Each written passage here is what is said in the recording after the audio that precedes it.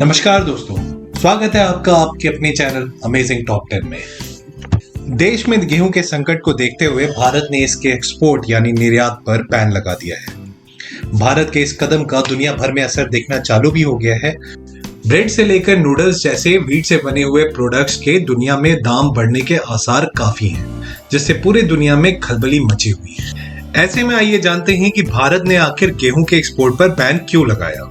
क्यों G7 देश भारत के इस फैसले की आलोचना कर रहे हैं और बैन से भारत के घरेलू बाजार पर क्या असर होगा और क्या इन कारणों से दुनिया के कई देश भुखमरी की हालत में आ सकते हैं। रशिया और यूक्रेन में स्थित steppe grassland wheat basket of world के नाम से जाना जाता है। दोनों देशों के बीच युद्ध होने के कारण गेहूं के निर्यात पर काफी इम्पैक्ट पड़ा है।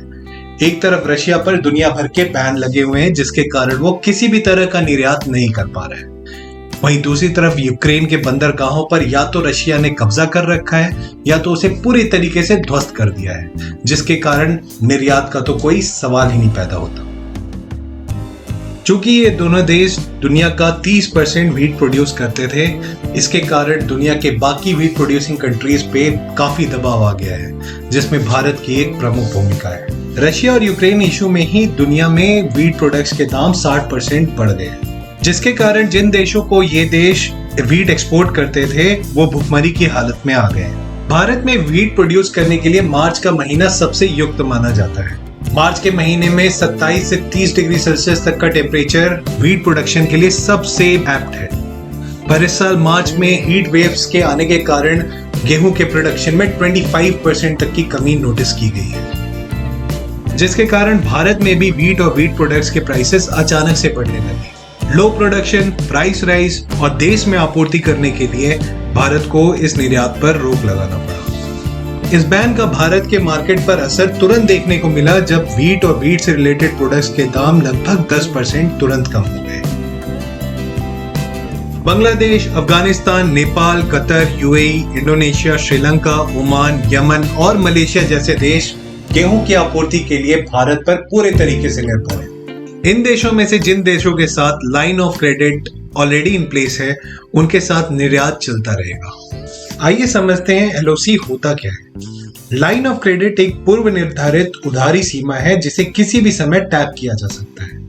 उधारकर्ता अपनी आवश्यकता अनुसार धन निकाल सकता है जब तक कि अधिकतम सीमा तक न पहुंच जाए, और जब धन का पुनः भुगतान हो जाए तो किसी ओपन LOC के मामले में इसे फिर से उधार लिया जा सकता है। इसके अलावा ऐसे देश जहां पे फूड सिक्योरिटी इश्यूज अपीयर हुए हैं, भारत वहां निर्यात चालू रखेगा। जैसे कि करंट सिचुएशन में श्रीलंका को भारत एक्सपोर्ट जारी रखेगा। दुनिया में व्हीट और व्हीट से रिलेटेड प्रोडक्ट्स के प्राइसेस 60% ऑलरेडी बढ़ चुके हैं, और भारत जैसे देश का ये स्टेप लेना दुनिया में व्हीट और व्हीट के रिलेटेड प्रोडक्ट्स के प्राइसेस और बढ़ा देगा। दुनिया में ऐसे भी देश हैं जहां पे ब्रेड, केक, नूडल्स, पास्ता जैसी चीजों का काफी इस्तेमाल होता है, लेकिन उनके प्रोडक्शन के माध्यम बिल्कुल नहीं है। ऐसे देशों को आने वाले टाइम में खासी मुश्किलों का सामना करना पड़ सकता है। ऐसे में अफ्रीका के साथ दुनिया में 53 ऐसे देश हैं जिन्हें इमीडिएट बेसिस पे हेल्प की जरूरत है। इनमें से मेजर कंट्रीज हैं Congo, Afghanistan, Ethiopia, Syria, Sudan और पाकिस्तान। हालांकि रूस ने अमेरिका से कहा था कि अगर उस पे लगे हुए कुछ बैन्स हटा दिए जाएं, तो वो गेहूं का निर्यात वापस चालू कर सकता है, पर अमेरिका ने इस प्रपोजल को मानने से सिरे से इनकार कर दिया। करंट सिनेरियो में दुनिया के व्हीट की दिक्कत तुरंत सॉल्व होती हुई नहीं दिख रही है, और दुनिया में कोई भी देश अपने लोगों के हितों को साइड में रखकर दुनिया में भला करने नहीं निकलेगा। इसलिए इंडियन गवर्नमेंट के इस डिसीजन को कोई गलत नहीं साबित कर सकता। इसलिए G7 हो या कोई और वैश्विक संगठन हो, इनके दबाव का भारत पर कोई असर नहीं पड़ने वाला। आशा करता हूँ कि आपको ये वीडियो पसंद आई होगी और आप इसे ज्यादा से ज्यादा लाइक, शेयर और सब्सक्राइब करेंगे। धन्यवाद।